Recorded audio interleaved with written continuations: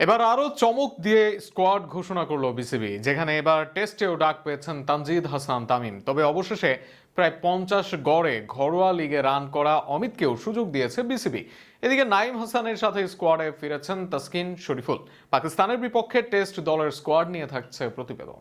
আগামী মাসে বাংলাদেশ জাতীয় ক্রিকেট দল পাকিস্তানের বিপক্ষে 2 ম্যাচের টেস্ট সিরিজ খেলতে নামবে। আর সেই সিরিজের প্রথম টেস্টের জন্য স্কোয়াড ঘোষণা করেছে বাংলাদেশ ক্রিকেট বোর্ড। রোববার প্রকাশিত এই দলে রয়েছে বেশ কিছু চমক। বিশেষ করে নতুন মুখ হিসেবে টেস্টে জায়গা পেয়েছেন তানজিদ হাসান ও অমিত হাসান। 8ই মে ঢাকার শেরে বাংলা জাতীয় ক্রিকেট স্টেডিয়ামে শুরু হবে প্রথম টেস্ট।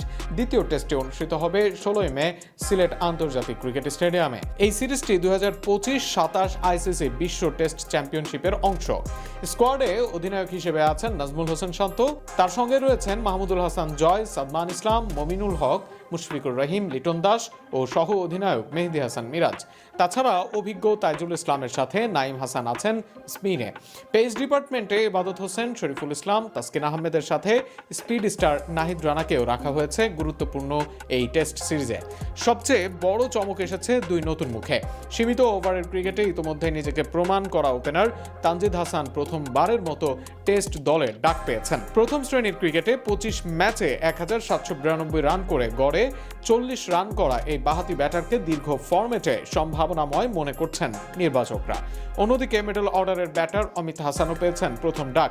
2019 সালে অভিষেকের পর থেকে 82টি প্রথম শ্রেণীর ম্যাচে গড়ে 49 রান করা এই ডানহাতি ব্যাটার ধারাবাহিক পারফরমেন্সের ফলেই দলে জায়গা করে নিয়েছেন। এছাড়া দীর্ঘদিন পর টেস্ট দলে ফিরেছেন তাসকিন আহমেদ ও শরীফুল ইসলাম। অফ স্পিনার নাইম হাসানও প্রায় 1 বছর পর দলে ফিরলেন। নির্বাচক প্যানেলের চেয়ারম্যান কাজী হাবিবুল বাশার জানিয়েছেন, তানজিদ ও অমিত দুজনই দীর্ঘমেয়াদে দেশের জন্য গুরুত্বপূর্ণ ভূমিকা রাখতে পারেন।